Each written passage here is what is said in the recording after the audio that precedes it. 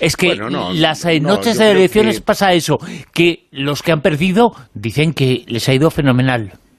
en general suele ser así, Sí, pero sí. esta noche ha habido un claro, digamos, derrotado, que es Ciudadanos, que ha perdido 30 escaños, se ha dejado 30 Pero escaños. estaba muy previsto, ¿eh? Seamos Sí, sí, sinceros, sí, pero no ha no por ocurrido previsto nada que deja no de ser estuviera menos amargo. previsto, eso sí.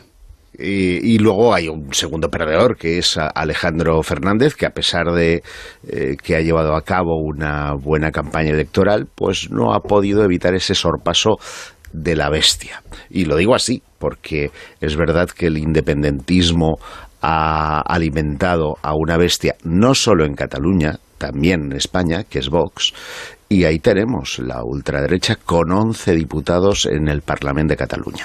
Y seguramente una demostración de lo que puede ser, es una elección que tiene que tomar el gobierno central. Si se da a la bestia, pues te sobrepasa. Los moderados pierden en esto, pero hay un ganador muy claro, que es el Partido Socialista. Oye, dejamos de hablar De política. o no, porque vamos a hablar del Pentágono, del Ministerio de Defensa de los Estados Unidos, Pues pero así es. en clave OVNI. Así es, mira, y acabo justamente ahora de retuitear el PDF con los 154 folios de lo que yo creo es una de las noticias más importantes que se van a dar en este año 2021. Y es que hace 3 años, en 2017, aprovechando la Ley de Libertad de Información, la famosa FOIA, un ufólogo de Sarasota, en Estados Unidos, que se llama Anthony Bragalia, solicitó a la DIA. ¿Os acordáis cuando Manuel, hace unas semanas, cuando la CIA desclasificaba toda la información OVNI, decía, bueno, pero es que esto es como si desclasifica el Ejército del Aire y la Guardia Civil y el Ejército? Bueno, pues ha vuelto a pasar. En este caso, la DIA, que no es la CIA, es la Agencia de Inteligencia de la Defensa, pues él pidió información acerca de las descripciones físicas, propiedades y composición del material OVNI /UAP, porque ahora ya sabéis que está esta doble denominación, que pudieran estar en poder del gobierno y sus contratistas, y este extremo es muy importante, en referencia a materiales físicos, escombros recuperados por personal del Departamento de Defensa, como residuos, restos flotantes, material disparado o UAP estrellados, u objetos voladores no identificados. Me perdonáis, pero es que estoy traduciendo directamente del inglés. Se ha producido la información, la noticia hace muy poquito tiempo. Hace muy poco. Pues ahora, en 2021, el Pentágono, este mes, ha admitido poseer y probar restos de accidentes de ovnis. Ojo, Bragalia plantea la hipótesis de que los restos pueden formar parte del famoso accidente de Roswell. ¿En qué se basa?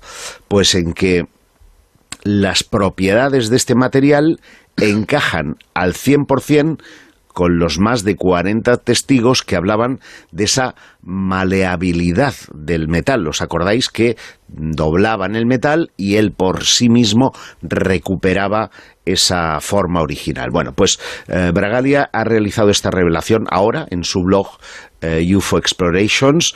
Ha compartido más de 150 páginas de la DIA. Insisto, en Twitter acabo de colgar el enlace directo al PDF, y se puede deducir que estas tecnologías, según Bragalia, representan un salto cuántico literal más allá de las propiedades de todo material existente conocido por el hombre. Por ejemplo, dice que se puede utilizar para ralentizar la luz e incluso hacer la luz que se detenga por completo, lo que implica una capacidad de manipular la velocidad de la luz. Puede inducir la invisibilidad manipulando la refracción, la reflectividad y aumentando la absorción de la luz. De hecho, los informes utilizan términos como aislamiento óptico y transparencia, y hacen referencia a una tecnología que llaman metamirror, como si fuera una especie de espejo, ¿verdad? Implica la capacidad de hacer que algo no se pueda ver y o captar por el radar o por escaneo de imágenes, cosas que se están dando en la fenomenología reciente con los WAP. Ojo, insistimos que es un documento, es un reconocimiento actual, no es que se consiga o se desclasifique una información antigua, sino que eso se está diciendo hace muy poquitas horas en Estados Unidos.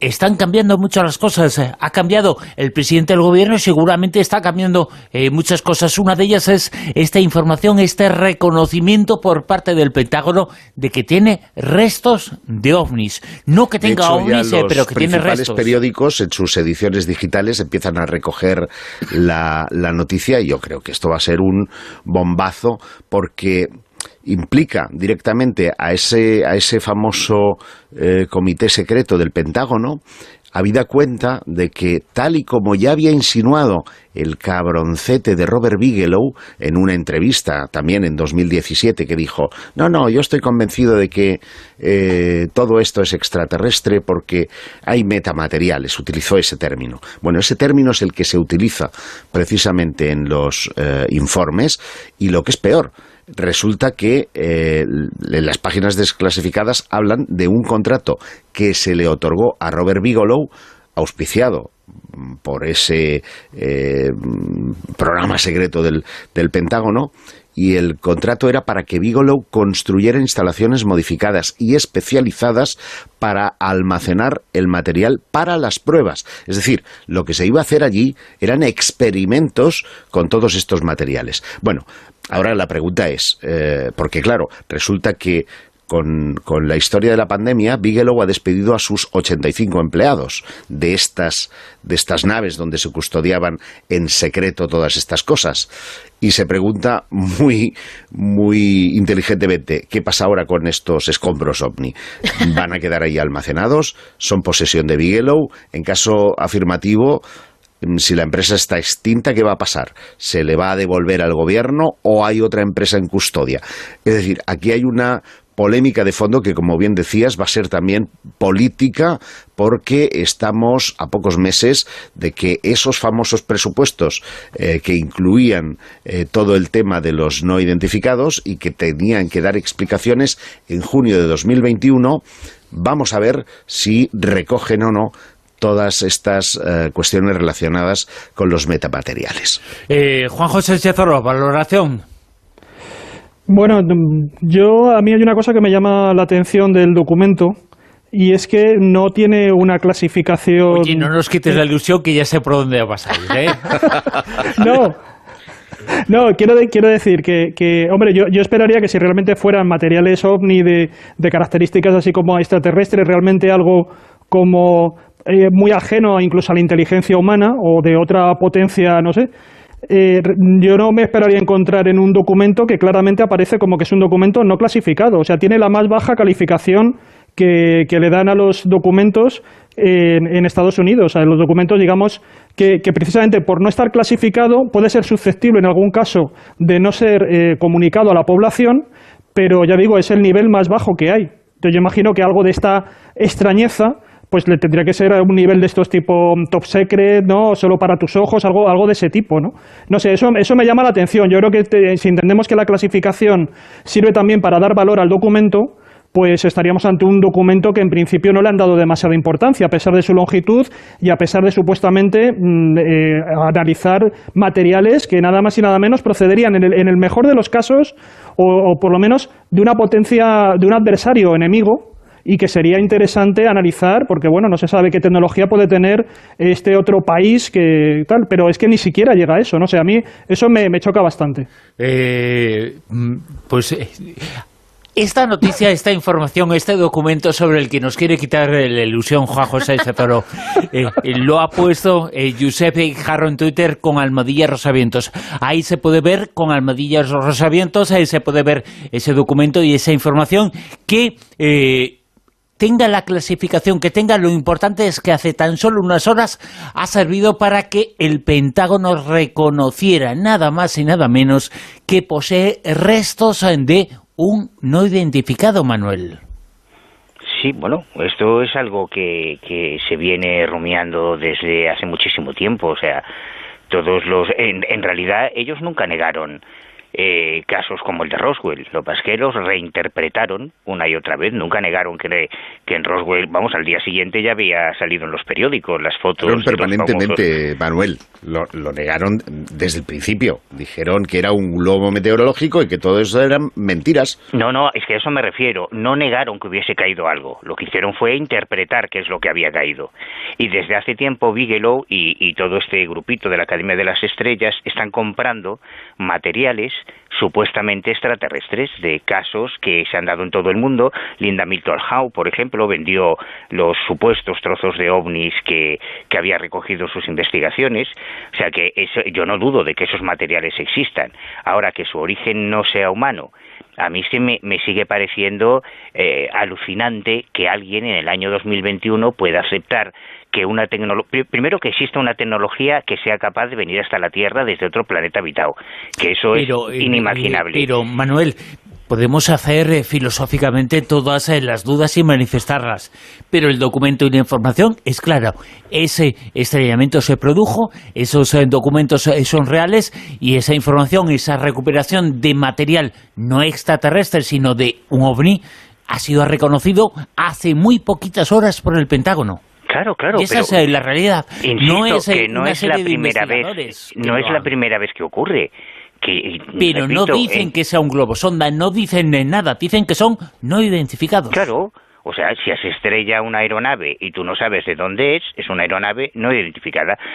Suponiendo que sea una aeronave. Yo voy a esperar unos días, creo que es lo más prudente, antes de descortar el champán, aunque tengo que decir que después de haber visto el último vídeo de Josep Guijarro hoy analizando unas fotos de ovnis del caso Hommel, estoy tan alucinado que ya estoy dispuesto a creerme cualquier cosa. Hasta lo de los humitas, vamos, igual es una nave humita. De todas formas, en el informe que ha publicado y que da por bueno el Pentágono, se especifica claramente que esos restos no son de origen extraterrestre. No, en absoluto. Hablan de un material que es el nitinol y dicen que es procedente de un ovni como objeto volante no identificado. No se habla de nave extraterrestre por ninguna parte. Esto es muy importante decirlo porque a lo mejor sí tiene que ver con ese nivel de clasificación, ¿verdad? ¿Vosotros os acordáis de la que se lió con aquel informe del INTA, de nuestra agencia española, con las láminas que se habían descubierto en San José de Valderas? Bueno, pues decían que eran unas láminas de un material extraño, no era muy habitual, existía ya, pero no era una cosa habitual, y claro, y el que lo analiza dice, joder, pues esto es una cosa rara, es un níquel, es una aleación extraña, y está relacionada con un supuesto avistamiento ovni. Luego, con el paso de los años, ya supimos de dónde venía, ¿no? De todas pero formas, que no está claro. Evidentemente que no está claro, pero lo que sí que está clara es la información, y la información, ese documento que ahora mismo ha puesto Josep, ese documento es del día 8 de enero de este año, un documento del Pentágono en donde se reconoce la existencia en sus archivos, en sus hangares, de restos de un no identificado, y va unido a un informe original que pone solo para uso oficial, clasificado y desclasificado posteriormente en esta información, solo para uso oficial, y hace ilusión a la recuperación de esos restos. Lo que a mí no sí se me puede parece, decir, Manuel. No, sí, de hecho, lo que a mí me parece más alucinante de toda esta historia es que cómo estamos descubriendo, no solo dentro del contexto OVNI, sino todos estos movimientos ideológicos en el ámbito de la alta política en Estados Unidos, que se están expresando con cosas como el negacionismo, cosas como el creciente poder de las iglesias evangélicas, cosas como el asalto al Congreso. O sea, estamos viviendo momentos alucinantes la verdad que tienen mucho que ver. Todos estos senadores americanos que están hablando de poltergeist, de ranchos encantados, de extraterrestres, en el fondo todo eso son distintas expresiones que nos afectan a todos, porque se trata de gobernantes del país más poderoso del mundo, pero que en el fondo son eso, movimientos políticos basados en las creencias que tienen unos y otros. Manuel, y es importante esa observación. Yo estoy ahora fascinado con el libro de Avi Loeb, lo estoy devorando con fruición, y la verdad es que hace una crítica a la comunidad científica, de la que él también forma parte, porque la clase científica, como la política, como cualquier otra parte de la sociedad, no está exenta de sesgos ni de clichés. Claro. Y durante muchos años la ciencia ha tenido el sesgo y el cliché de que como no pueden venir hasta aquí, no pueden ser extraterrestres, que es el argumento que tú mismo ahora estás utilizando. No es que no puedan venir, no es que no puedan venir. Quizá exista una tecnología extraordinaria que permita viajar, pero claro, venir aquí y por una misión de radar pegarse la hostia, es que no tiene ni pies ni cabeza. Sí, pero es como si vas a la luna, yo siempre pongo la comparación. Y te pegas un tortazo. No, te vas a la luna en un carro de vacas. No, claro, pero es que a la luna no puedes ir en un carro de vacas. El documento original habla de auténticos trozos de cristal termoplásticos que se forman por altas temperaturas, auténticos, Manuel. Pero escúchame, antes de rápidamente, que me pillen las noticias, es que damos por sentado de que los platillos volantes deben de ir tripulados, pero lo que me ha fascinado del planteamiento de Avi Loeb es que puede haber por ahí mucha tecnología suelta, desde velas solares utilizadas por los extraterrestres, que no deben de tener bicho dentro y que sin embargo son restos que están por ahí flotando y pueden caer en la Tierra. Las noticias, la información en Onda Cero, nos ponemos al tanto de todo lo que está ocurriendo en España, en el mundo y especialmente en Cataluña, y luego continuamos.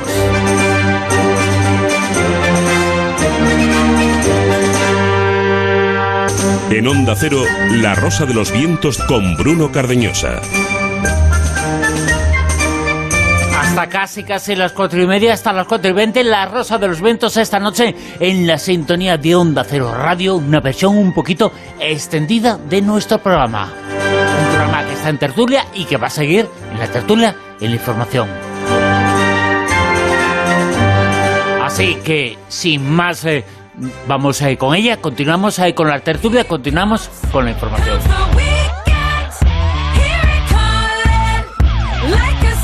Y podemos decir, Juanjo Sánchez Oro, que esto que nos vas a contar ahora es la aparición, el descubrimiento, la certificación de la existencia de, se puede decir así, incluso un OPART, en cierto modo, un objeto fuera de su tiempo. Sí, o por lo menos fuera de su lugar, y porque realmente es un hallazgo que se ha producido hace relativamente poco tiempo. Estamos hablando de unas perlas azules, unas perlas hechas de cristal, que aparecieron en Alaska. De hecho, ya se tenía noticia de este tipo de objetos hace tiempo. Algunas aparecieron pues hace más de 60 años. Lo que pasa que en su momento se habían clasificado estas perlas de Alaska, se habían clasificado como que eran del siglo XVI o del siglo XVII. Y cuando se analizó más o menos la fabricación o el origen, la procedencia de esas perlas, que como digo son artificiales, están talladas en cristal, se sabía que procedían de artesanos de Venecia, porque es el típico avalorio que se hacía en esa localidad. Lo que ocurre es que luego, después, además de tener este conjunto, como digo, de perlas, en el año 2004 y 2005 hubo una serie de arqueólogos que visitaron una zona donde se habían encontrado estas perlas y trataron de recuperar, de obtener más información. Y en esas pesquisas, en esas indagaciones en este lugar de Alaska, que se llama Puying Point, bueno, pues ahí aparecieron 3 perlas más, pero además dentro de una especie de tesorillo con otra serie de objetos, con, por ejemplo, unas piezas de cobre, con un brazalete. Además, estas perlas también estaban con un cordel, o sea que parece que seguramente por su pequeño tamaño, pues seguramente serían algún tipo de colgante, incluso de pendiente. Y entonces, claro, estas perlas con estos elementos ya sí que se podían datar cronológicamente y además se habían se habían hallado además en un yacimiento arqueológico, ¿no? No se podían datar las perlas con el procedimiento del carbono 14, pero sí que esos tejidos, esos hilos, esas fibras, que como digo sí que aparecían acompañándolos, ¿no? Bueno, pues el cordel se dató y es aquí cuando ha venido la gran sorpresa. Y es que la datación es del siglo XV, el intervalo más o menos que manejan los investigadores es entre el año 1397 y el año 1488. Entre 1397 y 1488. Y el descubrimiento de América, que es necesario y fundamental para que esas perlas estén en ese lugar, se produce en 1492. Algo no encaja. Exacto. Entonces, claro, lo que nos encontramos es que efectivamente, ¿cuál es la procedencia de estos objetos? Sí que sabemos que antes de Cristóbal Colón, pues hubo otra serie de expediciones, es las que están confirmadas, y ahí no cabe ninguna duda, son las expediciones vikingas, porque han aparecido, además de que había ciertas interpretaciones, ¿no?, que hacían suponer que efectivamente habían llegado al continente americano, que aparecían en las sagas vikingas, pero luego lo que tenemos ya es evidencia arqueológica, por ejemplo en Terranova, donde sí que han aparecido los restos de algunos campamentos que inequívocamente son vikingos. Pero claro, estamos hablando de la zona atlántica, y lo que nos quedaba era por el otro lado. Aquí lo que nos hemos encontrado, y además yo recuerdo que hace varias temporadas sí que hablamos de unos objetos que habían aparecido en Alaska, que por la factura recordaban esos objetos a obras o trabajos de procedencia oriental, ¿no?, de Asia. Pero claro, no se podían datar cronológicamente y quedaba en duda si eran precolombinos o no.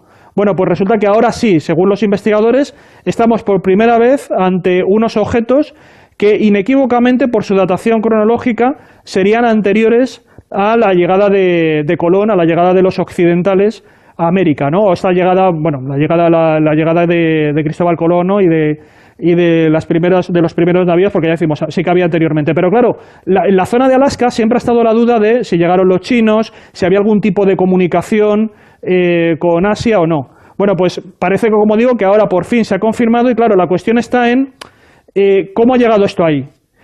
Y bueno, es cierto que, por ejemplo, si analizamos las diferentes culturas a lo largo de la historia, incluso culturas como en este caso, que estaríamos hablando de una población pues que prácticamente pues no tenía un gran desarrollo tecnológico, sin embargo sí que hay una serie de objetos que son estos objetos, digamos, de prestigio, que siempre son capaces de recorrer muchas distancias, ¿no? Y además de mantenerse durante mucho tiempo en ir pasando como de generación a generación, ¿no? Por ejemplo, aquí en la península ibérica se han encontrado muchos objetos del Antiguo Egipto, porque lógicamente eran muy valiosos y habían llegado por diferentes rutas comerciales.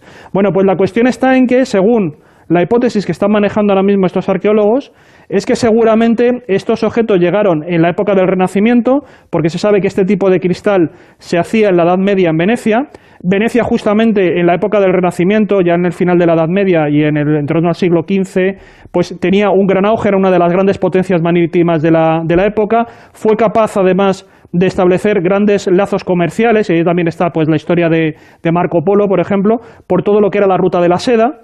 Y entonces se piensa que estos objetos pudieron cruzar efectivamente todo ese trecho, que estamos hablando de unos 17.000 kilómetros, y luego ya llegarían a la zona de Siberia, y seguramente, pues claro, tuvieron que cruzar de alguna manera, a través quizás de algunos comerciantes, claro, el estrecho es que de eso Bering. significa que hubo gente que descubrió América antes de Colón.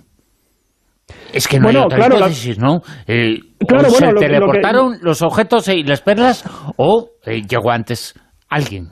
Yo creo que ahora todo el mundo está de acuerdo en que antes de Colón, como digo, el hecho evidente y además ya indudable es la presencia vikinga, que llegaron a América. La cuestión está también, por ejemplo, aquí hemos hablado mucho cómo los estudios genéticos pues están hablando cada vez más de contactos posteriores en el tiempo, pues por ejemplo de la isla de Pascua o de la zona asiática al sur de América. Pero la cuestión está en, cuando hablamos de este tipo de contactos, hasta qué punto el contacto fue algo anecdótico, por ejemplo aquí, pues simplemente un intercambio de bienes, un intercambio mercantil, o realmente generaron tal sacudida como por ejemplo fue el descubrimiento de Cristóbal Colón, que eso generó una auténtica convulsión en toda América. Entonces lo que hay que ver es eso, hasta qué punto los contactos, como digo, se quedan simplemente en cuestiones menores, o realmente hay unos flujos tanto de productos como de técnicas, como de conocimientos y de ideas que sí que realmente condicionan o transforman a las sociedades que los reciben, ¿no? Y eso es lo más difícil luego de medir, porque sí que muchas veces encontramos semejanzas, ¿no? Parecidos razonables a un lado y a otro del océano bien Pacífico o bien Atlántico, pero claro, hay que ir más allá, ¿no? Hay que ir un poco más a esa profundidad del impacto que realmente provocaron esos contactos. Manuel, ahora sí, te rindes, ¿no? Yo estoy todavía con lo de los metamateriales, macho. Sí, estoy aquí mirándome claro. El documento, estoy flipando. Sí. Oye, cuéntanos y háblanos de un caso también espectacular con las facultades o con lo que sea, de una persona que intentaba, lo ha conseguido o no, nos lo vas a contar, localizar a un niño desaparecido. Este podía ser el comienzo de una serie de Netflix o de una gran película de crímenes y misterio, porque tenemos que situarnos, nos tenemos que colocar en el norte, más al norte de la Argentina, ya en la frontera con Bolivia y Paraguay, donde el río Bermejo, a lo largo de, Bolivia, sí, a lo largo de 75 kilómetros, pues hace las veces de frontera natural, ¿no? Entre Argentina y Paraguay. Es navegable en una buena parte, y hace solo unos días, a mediados de esta semana, esa fue la escena de un suceso terrible que ha conmocionado a tanto a Argentina como a Bolivia, porque justo en ese río se produjo un dramático accidente en el que prácticamente toda una familia pereció ahogada en una pequeña embarcación. Agustina, una niña de 8 años, con su hermano Alexander de 11 y el padrastro de ambos, de 28 años, estaban pescando, y en un momento determinado Agustina cayó al agua. Su hermano Alexander, de 11 añitos, se tiró al río para intentar rescatarla, y como ambos desaparecieron bajo las aguas, el padrastro también se tiró al río y los tres desaparecieron.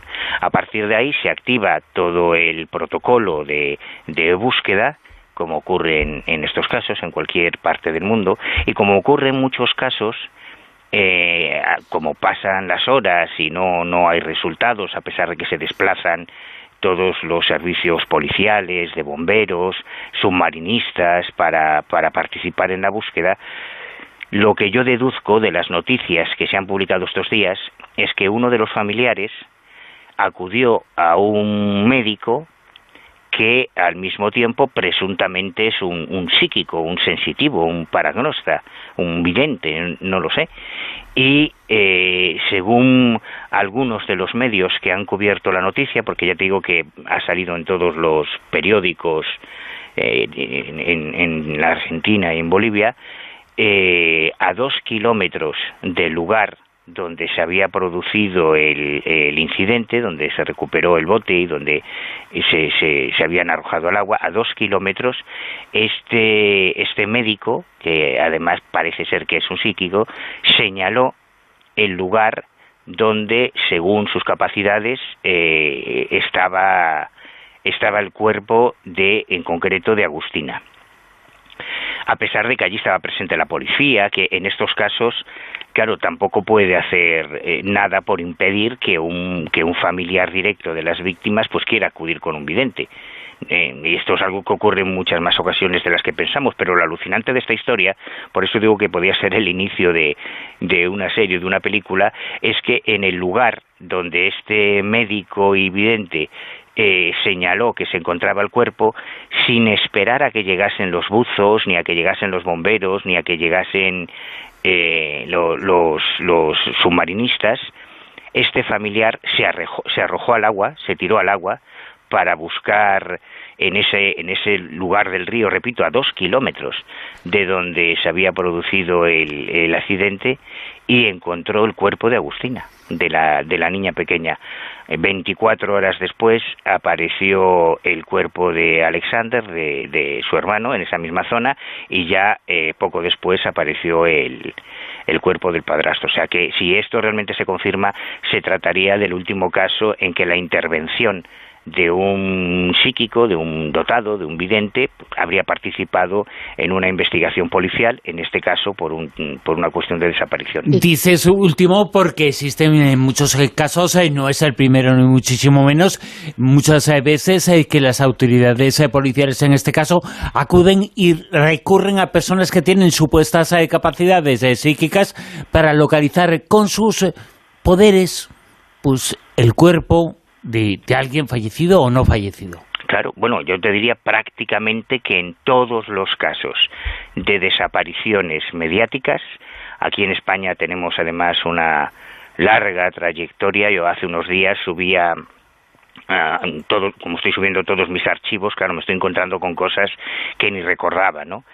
Y subiendo a internet programas antiguos sobre grandes casos de desapariciones, me encontré que no lo recordaba, y eso que yo estuve incluso hablando con la madre de aquel niño gitano, Jonathan, que había desaparecido y que desafortunadamente apareció su cuerpo unos días después, y ella me contaba cómo habían ido a un vidente, lo mismo que ha ocurrido con casos de secuestros de ETA o del Grapo, en que la familia, cuando la policía es incapaz de resolver, porque eso lleva tiempo, de resolver ese suceso, impacientes por conseguir respuestas cuanto antes, o bien la familia suele acudir a videntes, a psíquicos, a lo que se llaman detectives psíquicos, o bien son esos mismos videntes. En el caso de Anabel Segura, por ejemplo, fueron más de 1000 videntes los que llamaron a la comisaría de policía diciendo que sabían dónde estaba Anabel. O sea que prácticamente en todos los casos mediáticos de desapariciones, de secuestros, incluso en muchos casos de crímenes, aparecen por el medio la figura de algún vidente. Y aparte de señalar dónde estaba el cuerpo, ¿dijeron algún dato se supone, a lo mejor, no sé si fueron corrientes, qué fue lo que produjo la muerte de ellos una vez que cayeron en el agua? Claro, sí, porque estamos hablando de un río que en algunas zonas es bastante caudaloso y turbio. He estado viendo las fotos hay muchas fotografías que se han publicado en el lugar, en el momento del levantamiento de los cuerpos, cuando llega los grupos de policía científica para hacer el levantamiento de los cadáveres, y se ven las aguas muy turbias, muy oscuras. Entonces me imagino que para una niña de 8 años y después su hermanito de 11 que se tira a salvarla, probablemente fueron las corrientes y el estado del agua los que impidió que pudiesen salir a la superficie. Silvia Casasola, háblanos ahora de un descubrimiento, de un hallazgo que puede aclarar algo más sobre el resto arqueológico más importante de Europa, que es Stonehenge. Pues sí, la verdad es que cada cierto tiempo pues se sigue diciendo diferentes hipótesis sobre Stonehenge y bueno, pues la verdad es que en esta ocasión incluso consiguen averiguar, creo que hay algún problema con el micrófono. A ver, Stonehenge, que es el sitio, bueno, luego vamos a hablar de las pirámides, que es el más importante del mundo. Pues el más importante de Europa es Stonehenge, en el Reino Unido, ese círculo de piedras que está asociado, de unos 10.000 años de antigüedad, y está asociado a una de las culturas primigenias, civilizaciones primigenias de Europa. Sí, pero fíjate, ahora ya sí se me escucha bien. Resulta que la leyenda decía, cuando comentaban los posibles orígenes, que incluso este monumento, sus orígenes era que venían de traslado de materiales de otra zona. Eso lo dijo en su momento el clérigo Godofredo Bodmut cuando hacía la crónica medieval, pues eso, haciéndose un poco a la alusión al rey Arturo, sus caballeros y todo eso. Y que incluso el traslado de esas piedras megalíticas las había hecho Merlín. Bueno, pues este aquí que los arqueólogos que han estado estudiando todo este tipo de posibilidades de los orígenes, que son de las universidades británicas, pues han dado con una explicación similar. Me explico.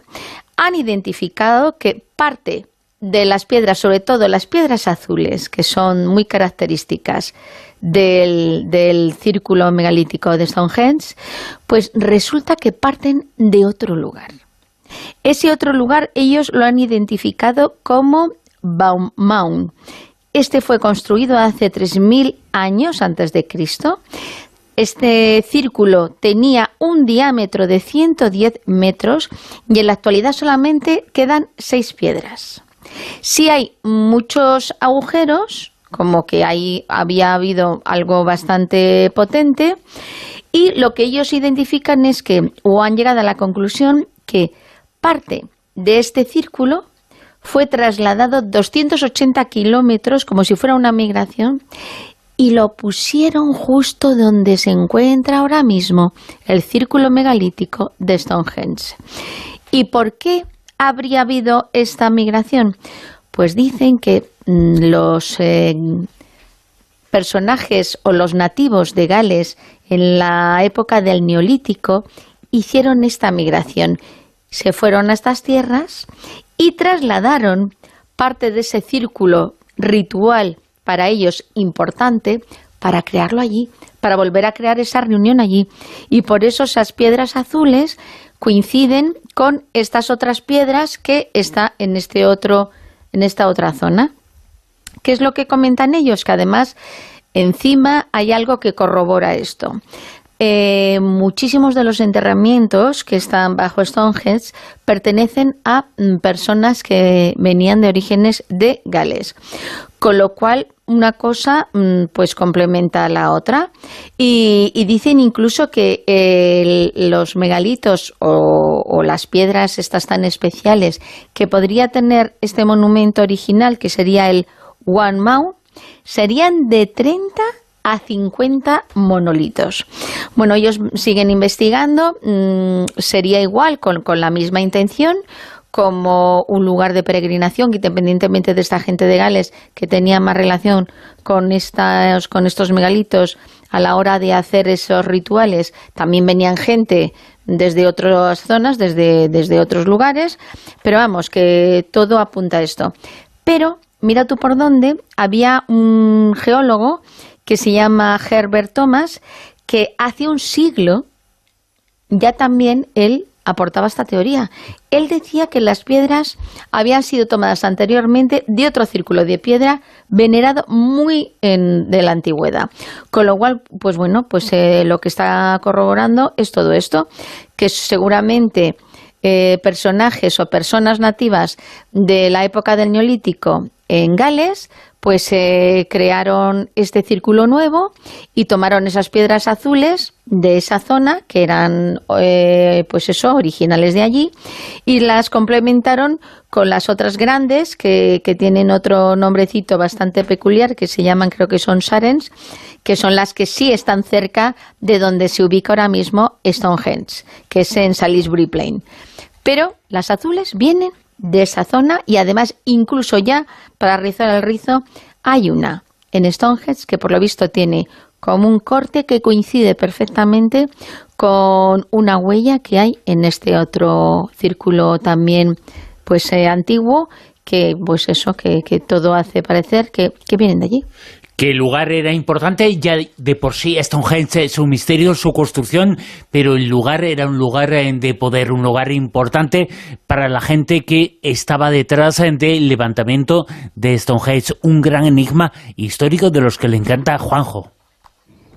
Sí, yo creo que bueno, el tema de estas piedras, que además suelen aparecer también, por ejemplo, en algunos de los dólmenes que nosotros tenemos aquí en la península, suelen aparecer lo que denominan estas piedras raras, que son piedras que no son autóctonas, sino que se extraen de muchos kilómetros de distancia y luego se incorporan dentro del conjunto.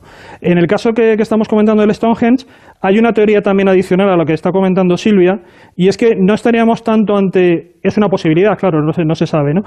No sería solamente la posibilidad de que pudiera ser esta comunidad esta comunidad étnica, que originalmente tiene un santuario ahí en el oeste de Gales, y lo que hace es prácticamente es que cuando ellos emigran, también se llevan su santuario megalítico a esta nueva localización donde está actualmente en Stonehenge. Hay otra teoría también muy antigua, como digo, muy difícil de probar, y es que lo que representaría el Stonehenge sería algo así como una especie de santuario de integración, un santuario para unificar diferentes etnias y por lo tanto cada una habría intentado, o por lo menos las comunidades más importantes, habrían intentado aportar sus piedras originales para así hacer una especie de centro, de lugar de poder, como decías tú, Bruno, para todos, donde tuvieran cabida todos y todos se sintieran representados, ¿no? Entonces esta sería también una segunda posibilidad, no solamente la emigración, que a lo mejor no se produjo, sino el intento por crear algo así como una especie de templo para todos.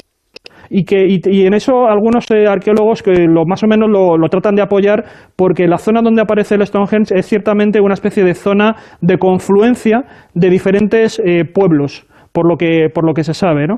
Y además parece que ese lugar, y esto es una investigación también, un hallazgo muy reciente, parece que el lugar donde estaba el Stonehenge, anteriormente a que se edificara allí nada, ya tenía cierto valor funerario, porque, bueno, como sabéis, ahora mismo se está haciendo un túnel que es muy polémico, porque es un túnel para tratar de desviar el tráfico, pero claro, ese túnel, que creo que está valorado como en 2 millones de euros, ese túnel está generando, claro, está haciendo que sea obligatorio tener que hacer una serie de prospecciones arqueológicas. Y han aparecido varias tumbas, varios enterramientos, varios miles de años anteriores a la construcción del Stonehenge. Por lo tanto, ya estaríamos ante un lugar que, como digo, parece que tendría algún tipo de relación con la muerte. Si eso luego se pudo mantener en la memoria colectiva, hizo que fuera adquiriendo ese valor religioso y finalmente se completaría con la edificación del Stonehenge. Y de Stonehenge a las pirámides, Josep. Sí, porque me ha llamado la atención un artículo que publica la web Ancient Origins de un historiador que se llama Ashley Cowie y que, vamos, lo explica todo menos el porqué. Y entonces me ha parecido interesante su punto de vista, como mínimo para polemizar, ¿no? Y es que, por ejemplo, el parte de la base se hace varias preguntas y una de ellas es ¿cuántas personas construyeron la pirámide? Ya sabéis que el historiador griego Heródoto estimó que 100.000 hombres trabajaron en 3 turnos. Pero claro, ¿qué deducimos de ahí? ¿Que eran 100.000 en cada turno o que eran 33.000 en cada uno de esos 3 turnos? Bueno, esa cuestión ha sido objeto de atención para explicar la construcción de Keops, Khéops y Mykerinos, las 3 pirámides más importantes que se encuentran en el plató de Giza o en la planicie de Giza, ¿no? Y la mayoría de egiptólogos, al menos en las últimas 2 décadas, han estimado que el número difería de lo que decía el historiador griego, que podría estar situado entre 20 o 30.000 según el tamaño de las tumbas y el cementerio. Pero el famoso egiptólogo Zahi Hawass estimó que tenían que ser 36.000 antiguos egipcios los constructores de las pirámides. Ojo, no hablamos de esclavos, hablamos de artesanos, que esa es otra de las contradicciones, ¿verdad? Porque siempre se nos había dicho que eran los esclavos los que trabajaban sin piedad para el faraón. Bueno, no, aquí lo hacían de buen gusto y además muy bien alimentados, porque parece que el alimento los restos de los alimentos encontrados... Pero si tenían derechos laborales, la gente que trabajaba y que hizo la pirámide, los obreros tenían derechos que en muchos sitios ahora no se han conseguido y no se tienen. Claro, lo digo porque hay una investigación de Ancient Egypt Research Associates que estimó que la fuerza laboral de Giza era de alrededor de 10.000 personas para las 3 pirámides, porque según un informe que ellos publicaron en 2013, utilizando los restos de los huesos de animales encontrados en Giza para calcular los requerimientos nutricionales, pues llegaban a ese número, 10.000. Entonces, ya sabemos que solo 10.000 personas construyeron las 3 pirámides de Giza, ¿Cómo se construyeron? Esto ya es más complicado, ¿verdad? Porque él llama a pseudo-investigadores de la vieja escuela a quienes aseguran que no sabemos cómo se han hecho las pirámides. Y es más, dice que aproximadamente el 90% de los bloques de la Gran Pirámide están constituidos por piedra caliza blanda que se extrae del otro lado del río, con lo cual, bueno, pues claro, no necesitarías ni tanta gente ni tanta fuerza, ¿eh? Y aunque a menudo se dice que no se usó metal, se han encontrado, y esto no lo sabía, tengo que reconocerlo, cuñas de, lo diré, de bronce, ¿verdad?, que se utilizaban como palancas para fracturar mecánicamente la piedra blanda. Entonces él ironiza, frente a las naves espaciales, los mecanismos de la habitación, ni la magia, las pruebas, ¿no? Estas cuñas. Pero es que hay más, y esta es una noticia que di hace ya mucho tiempo atrás, en relación a unos papiros que encontramos en Wadi al-Jarf, ahí al otro lado del Mar Rojo, y que habla de cómo una serie de barcos llevaban el revestimiento exterior de la Gran Pirámide, de esa piedra caliza, desde una cantera que estaba ubicada en Turaj, cerca del actual Cairo, y por lo tanto no se utilizaban muchos días para llegar allí, sino que incluso con una serie de canales se podía llegar prácticamente, como quien dice, a la obra. Más cosas. Claro, él dice que se utilizaban trineos y por lo tanto refrenda la hipótesis de las famosas rampas que habrían levantar las piedras blandas, en su opinión, hasta los lugares más altos de la pirámide. Lo que no explica es cómo subieron las no tan blandas, las que son realmente duras y pesadas, algunas de ellas de más de 20 toneladas, hasta ahí arriba con un trineo. Pero bueno, él dice que la práctica hace la perfección y que hay un elemento muy curioso, que es ver cuántas pirámides fallidas hubo antes de ellas. Cuando habla de fallidas es que la Gran Pirámide de Keops, podríamos decir, es el auge, el culmen de la técnica, pero hubieron muchas otras que a lo largo de esos 5.000 años de historia pues han fallado, ¿no? Y hace referencia, por ejemplo, a que la más importante de ellas es la pirámide acodada. La pirámide acodada realmente sería una especie de prueba piloto de lo que después sería la Gran Pirámide de Giza. Incluso su estructura interna es prácticamente calcada. Lo único que falla es el ángulo, que en un momento determinado tiene que cambiar, tiene que cerrarse, porque de lo contrario la pirámide se hubiera desparramado, ¿no? Así una a una va desengranando cada una de las cuestiones que rodean a los misterios de las grandes pirámides de Egipto, pero sin embargo él reconoce que no existe una explicación todavía para el por qué. ¿Por qué o para qué los antiguos egipcios decidieron la forma piramidal? Se puede uno pensar que es por la forma de las montañas, pero en cualquier caso, ¿para qué las hicieron? Pues sigue siendo un gran misterio. Uno de los grandes enigmas de la historia de la humanidad, como uno de los grandes enigmas es el personaje que fue el primer vampiro de la historia, Manuel. Sí, yo estoy muy vampírico últimamente. ¿Sí? Ya, claro, porque mañana sale mi cuaderno de campo número 7, que va sobre vampiros. Yo estoy especialmente sensibilizado con este tema y repasando. Tienes que salivar un poquito, ¿eh? Sí, estoy aquí tomándome un jugo de tomate para meterme en situación y revisando los archivos, estas historias recurrentes que se publican cada cierto tiempo. O de Mercromina también, ¿no? Sí, Mercromina con ginebra. Vale.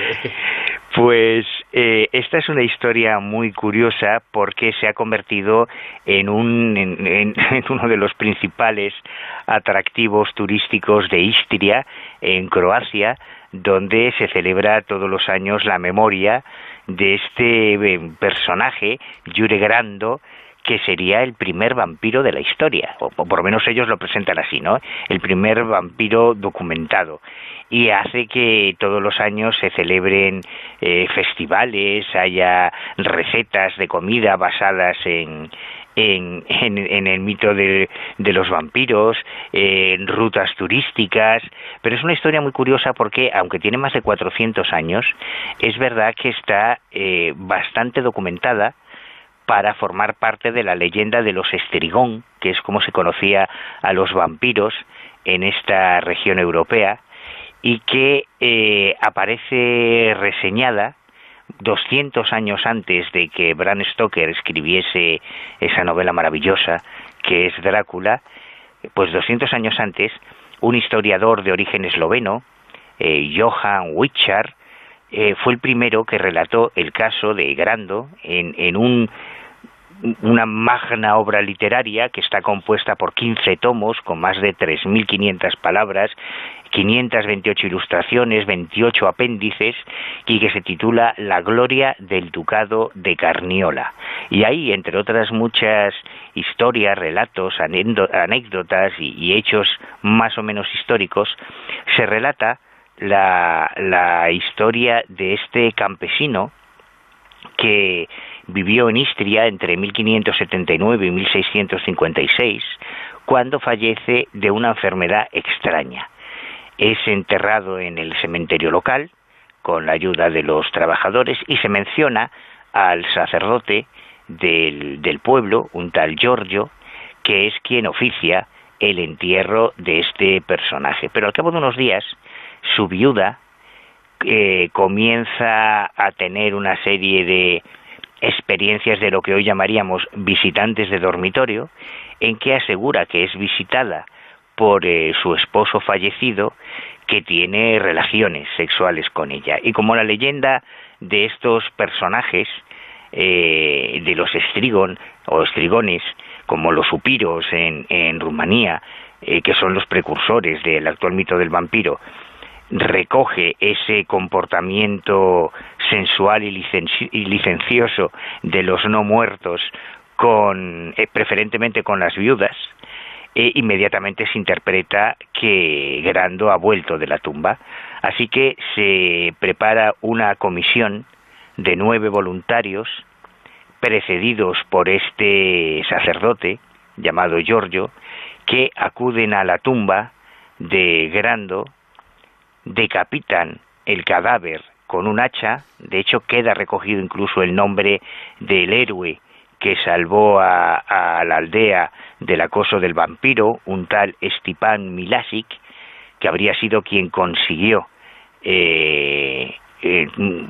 provocar una muerte segunda a ese primer vampiro utilizando un hacha. Y a partir de ese momento, tanto la viuda como el resto de los vecinos del pueblo, que ya escuchaban golpes en las puertas y varios de ellos además fallecieron de muertes muy extrañas, pues volvieron a recuperar la paz y este personaje Grando se convirtió en el primer vampiro documentario de la historia europea. Una historia que nos acabas de contar, el primer vampiro de la historia de Europa, la historia del primer vampiro. Has estado investigando el tema de los vampiros, vamos a contarlo en el futuro porque durante mucho tiempo has recogido información sobre este tema que ahora vas a recopilar en un libro. Sí, que mañana, si Dios quiere, ya saldrá. Y que además es de lo más luctuoso y siniestro que yo he escrito en mi vida. Imagínate, se titula Asesinos del más allá, vampiros, hombres lobo y asesinos en serie. Así que yo no voy a hablar de... Madre mía. No vas a hablar de asesinos, ¿no? No, digo que no voy a hablar de cosas de leyendas, del folclore, sí. No, yo voy a hablar de los vampiros y los hombres lobos reales, de carne y hueso, que conviven con nosotros y que matan, pero mucho, porque creen que tienen que beber sangre o comer carne. Y luego están los otros, que son igual de peligrosos, los Valhensin aficionados, que son los que matan a personas que ellos consideran vampiros. O sea que hay mucha sangre en este cuaderno de campo. Hablaremos en el futuro de ese cuaderno de campo, de ese trabajo, de esa investigación que se publica ahora.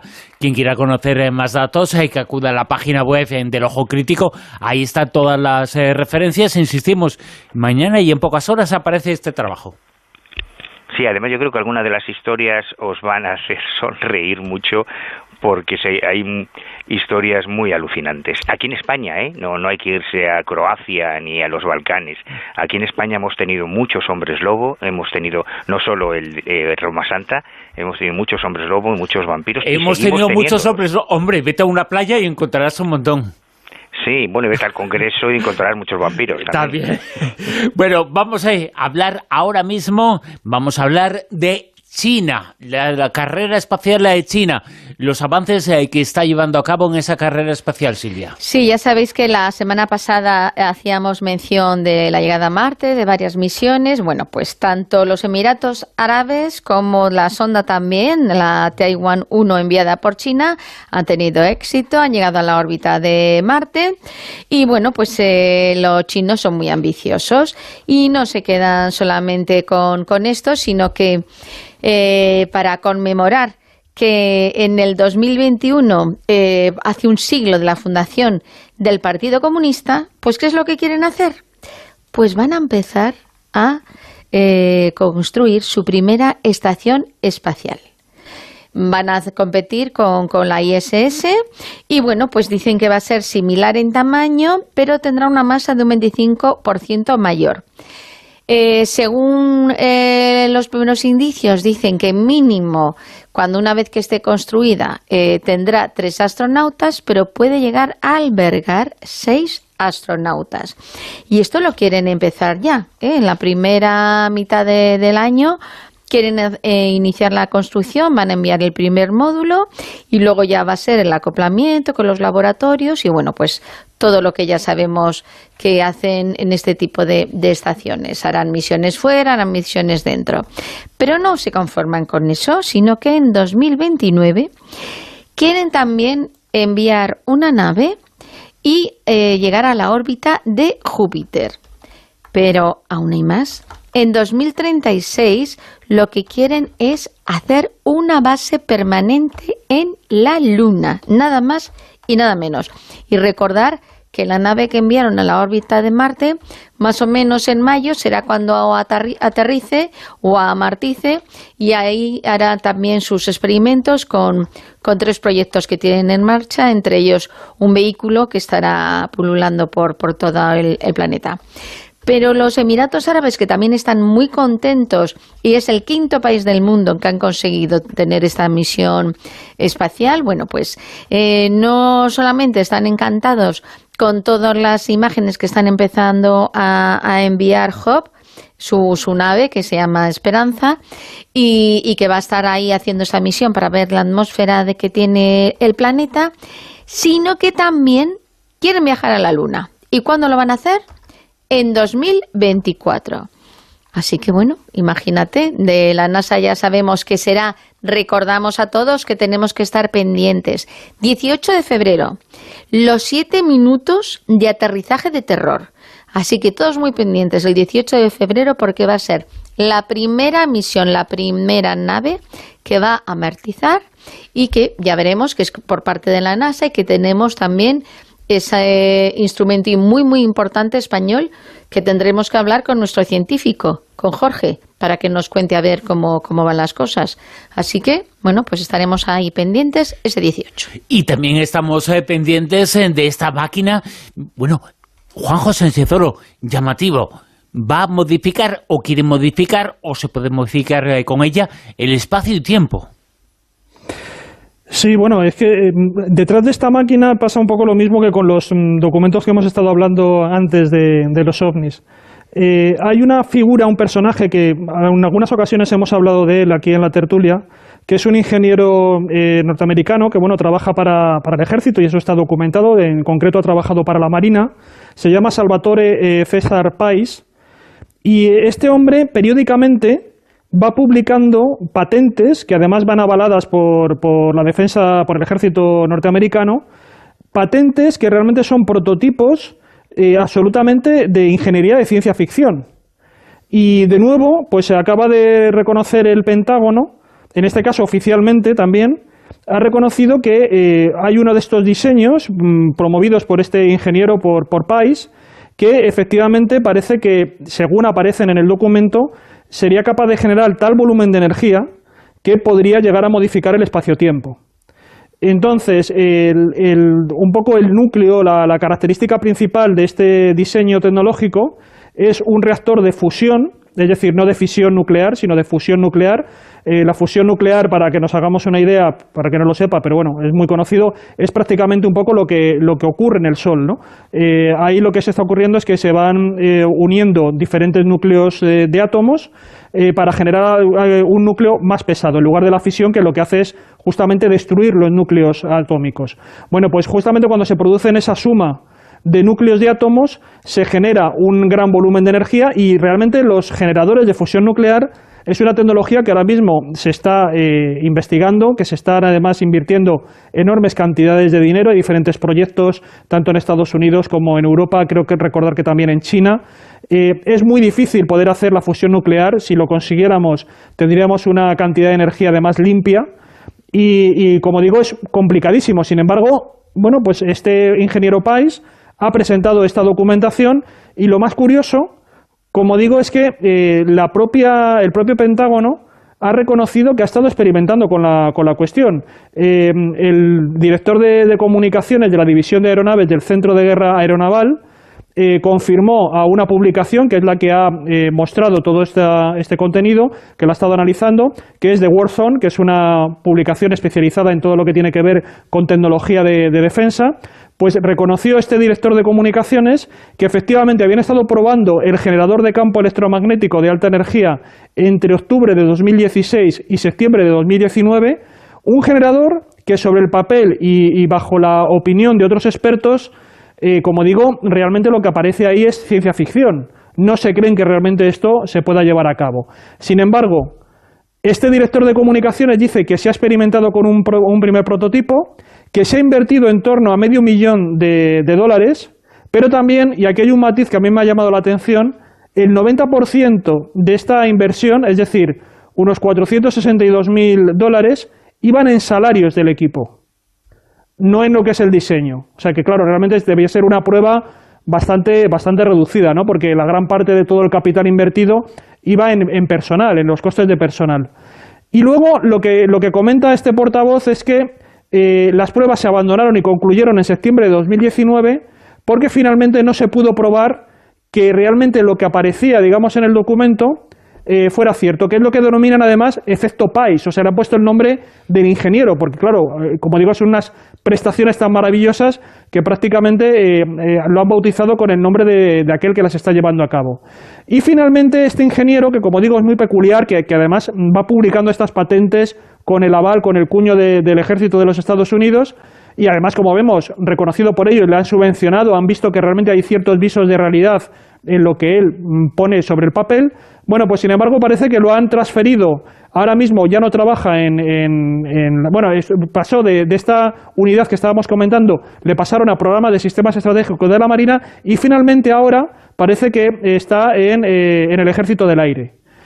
Esta publicación quiere indagar más, a ver qué pasa con este ingeniero, porque se ha puesto en contacto con él, le ha mandado correos electrónicos. Este ingeniero Pais ha dicho que él, frente a lo que dice el portavoz, dice que sí que realmente se pudo confirmar este denominado efecto Pais, es decir, esta gran capacidad de generar así esta especie de propulsión por medio de fusión nuclear, que ya digo que está muy lejos de producirse, aunque hay proyectos ahora mismo multimillonarios tratando de llevarlo a cabo, porque sería una energía libre, limpia y maravillosa.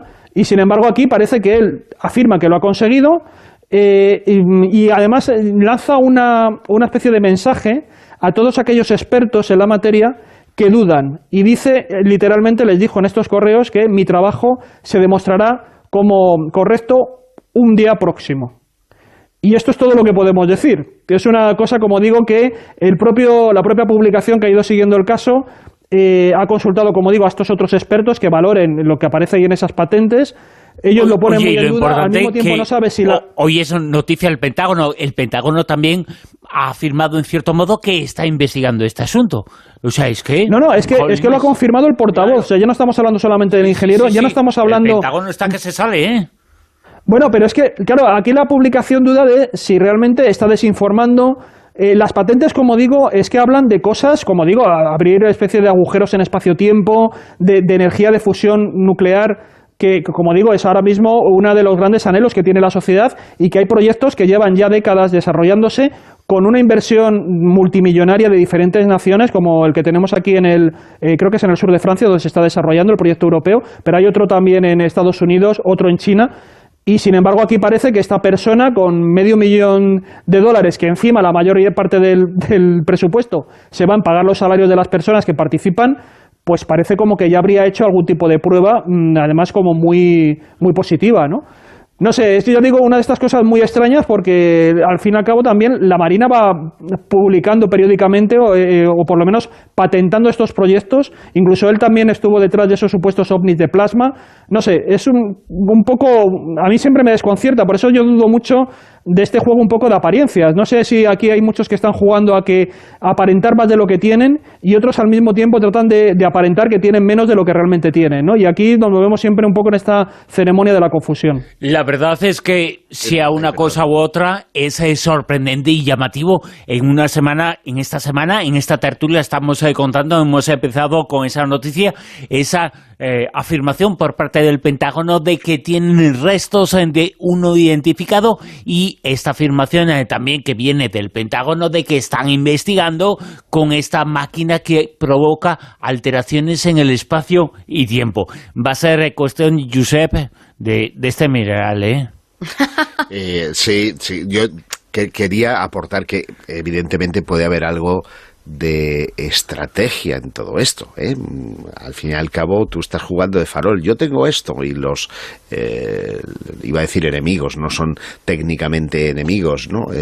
Sino tus rivales tecnológicos, pues dicen hay que ponerse las pilas porque ellos ya están por este camino, ¿no? Me imagino algo parecido cuando se estaba desarrollando pues la bomba atómica. Habían varios perfiles, tanto en Alemania como en Estados Unidos, tratando de buscar eso y cualquier dato podía ser